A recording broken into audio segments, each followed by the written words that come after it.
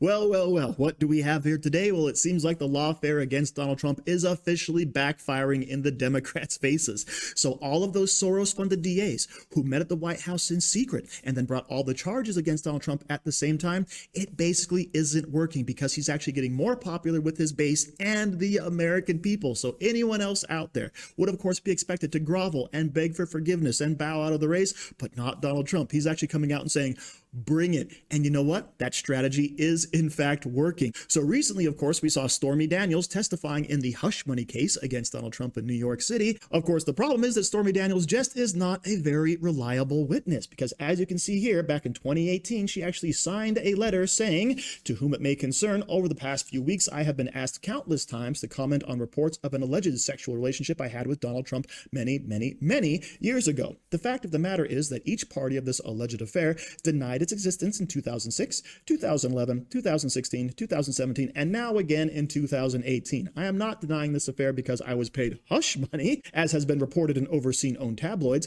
I am denying this affair because it never happened. I will have no further comment on this matter. Please feel free to check me out on Instagram at the Stormy Daniels. Thank you, Stormy Daniels. Signed, Stormy Daniels. So yes, as you can see, in 2018, she signed this letter denying any affair whatsoever. However, then in that same year, she is now doing a complete 180, as will be pointed out by Bill Maher. Now, before I play this clip, I'd like you to please comment and like this video because it helps me break through the YouTube gatekeepers. Let's check this out. I mean, the Democrats have had 4 years to put Trump on trial, and it is all just going away. They blew it at every turn. Here's what's happened this week.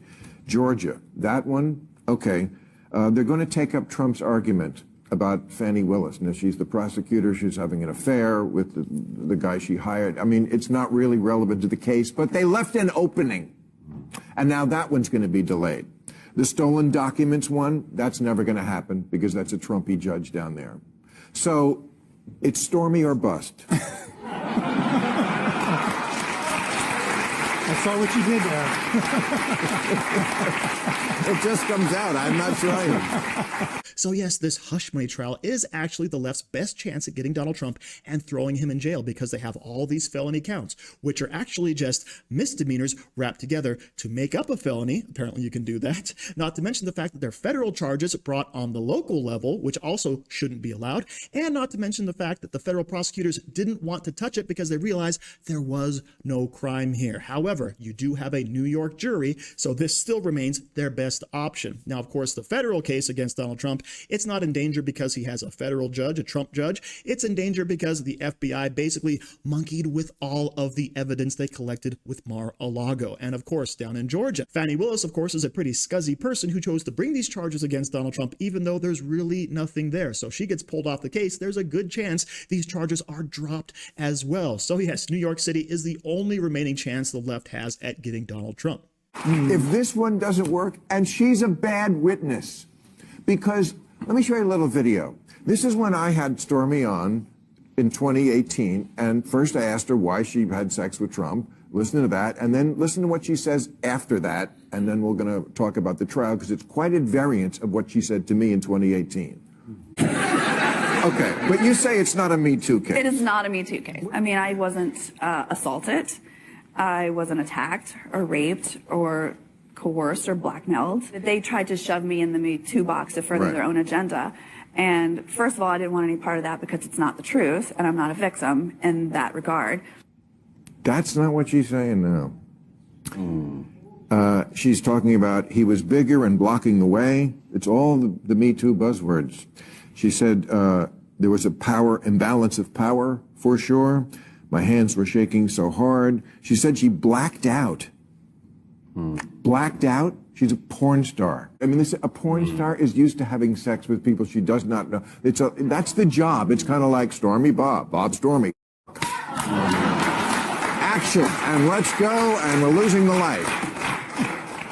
So I just think she's not a good witness. Before we continue, I do want to mention, what are you doing with your dollar? Joe Biden, of course, is printing out more money than ever and causing massive inflation, devaluing our currency. So how can you protect your investments? Well, you can go to Genesis Gold Group and convert your 401k or IRA into a gold-backed retirement account. And of course, you can access them by going to angryteachergold.com or by calling 1-800-200-4653 to take control of your future. Get gold-backed securities, protect your dollar, and get back on the gold standard. And by the way, Genesis Gold Group is a faith-based organization, so you can feel confident that you are not investing in some woke corporation. Now let's get back to it.